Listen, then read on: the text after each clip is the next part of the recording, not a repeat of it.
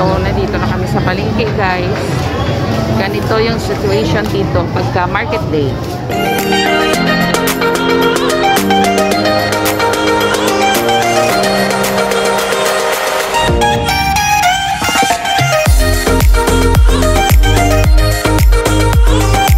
Where a mother's heart is unconditional love. Ay, ganun. Hi, guys. So, after nearly 2 months, ngayon lang ako makakalabas ulit, guys. Lalabas ako ngayon para mamalengke kasi kailangan kong bumili ng mga pang-ulam ng ating mga anak kasi nagbabaon sila sa school, guys. So, mas maganda na tayo ang nagluluto kasi alam natin kung ano ang nilalagay natin, kung paano natin inihahanda. So, samahan nyo ako sa aking pamamalengke, guys. So, nandito ako ngayon sa labas, guys.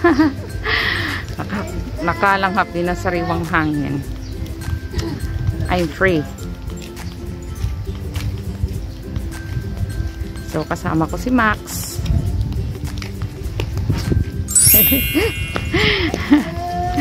Siya naman yung lagi ko kasama, guys. Sarap talaga lumabas. Medyo okay na ako, guys. Hindi ko na, parang hindi ko na maramdaman na may sugat ako. Yun nga lang, pag natagalan akong nakatayo o pag naglalakad ako ng matagal, medyo parang nagsistretch. Parang may maramdaman kang something. So, guys, see you later sa palengke kasi baka mamaya madapa ako. See you! So, nandito na kami sa palengke, guys. Ganito yung situation dito pagka market day. Sunday ngayon at market day dito sa Silay. So, marami kayong mabibiling mga fresh na gulay, guys. Pupunta muna kami sa sa may mga karni. Hari sa babaw.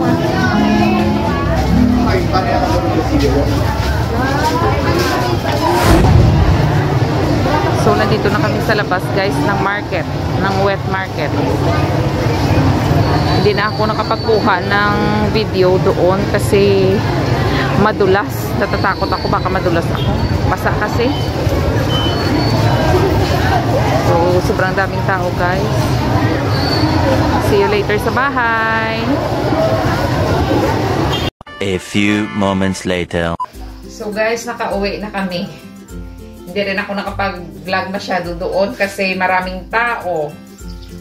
Tsaka, guys, natatakot pa talaga ako, baka madapa ako. So, yung mga pinamili ko, guys, linisin ko muna to. Bumili akong atay.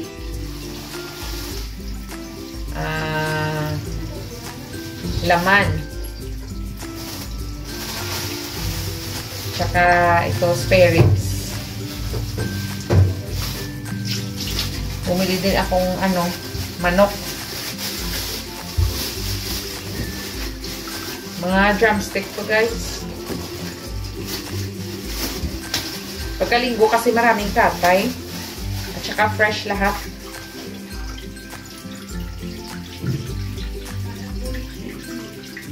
Fresh ang mga meat, guys, dahil pagka Sunday, market day ng Silay, syempre maraming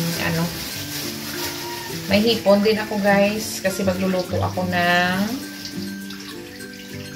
pansit. Meron din akong pansit. Tsaka ito, mga gulay, tsaka isda para sa pusa ni Max. So, maglilinis muna ako, guys. See you later. So, guys, habang hiniwa ni Maxine yung gulay, ititimpla ko na to yung yung mga para pang ulam nila. Shoot. Natapon pa, guys. Okay. So, yung pangtimpla ko na dito, ito kaya abot ako sa sarap. Kasi, so, yung pangtimpla ko lang dito, guys, toyo, bawang, kalamansi, magic, tsaka asin. Mas maganda guys pagka tinitimpla na.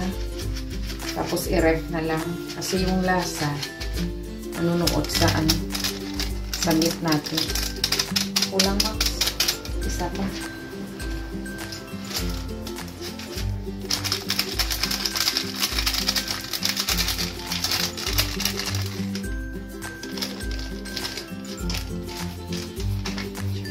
Asin.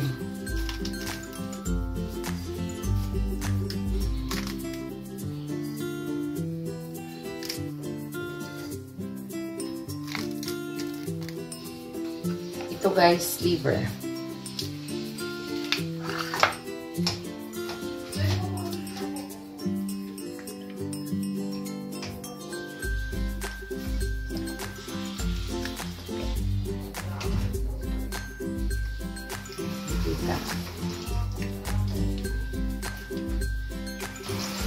Ika guys, i-adjust ko ang aking camera. Hindi nakikita. So, ito yung aking spare rib guys. Ito yung laman. Ito yung chicken, tsaka ito yung atay. So, nalagyan ko na to ng toyo, magic sarap, asin. So, lalagyan ko na lang ng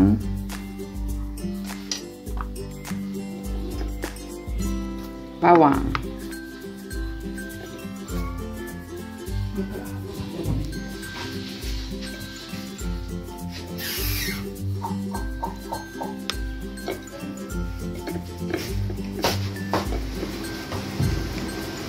Tapos, kalamansi. Dinidiretso ko na yan guys kasi piniprito ko lang naman ito. Kinukuha ko lang yung buto ng kalamansi pag iluto ko na.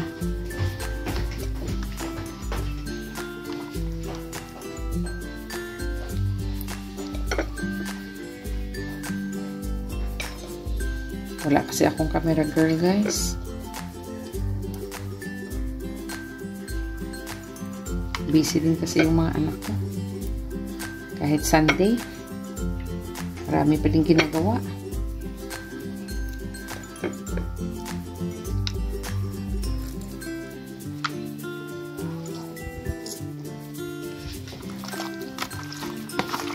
Mix ko lang to guys. Hinaano ko to guys, ito piniprepare ko to, tapos hinahalo-halo ko kung halimbawa magluluto ako ng pinakbit o di kaya yung palaya, tapos nilalagyan ko ng kunting meat. Ito naman atay. Ano ko lang to guys, preparation just in case may gusto akong lutuin. Ito naman yung spare ribs, pabaon to ng anak ko.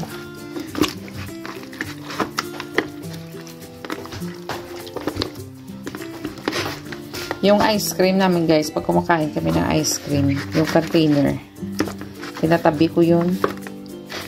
Kasi ginagawa ko tong storage ng mga ulam sa ref. Kailangan nating i-reuse guys. Very useful.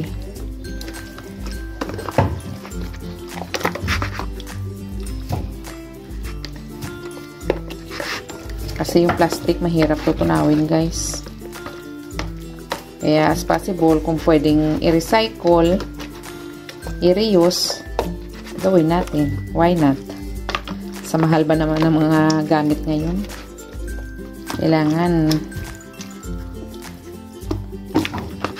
Kailangan maging masinop. Tsaka ito yung chicken. Favorite talaga ng mga anak kong fried chicken guys. Ay, pepper pa pala. May pepper. Sachet lang. May paper. May pepper dyan. Pakiabot nga Max. Wag na. Saka ko na lang lagyan ng pepper pag pag iluluto ko na siya. Tinatamad na ako.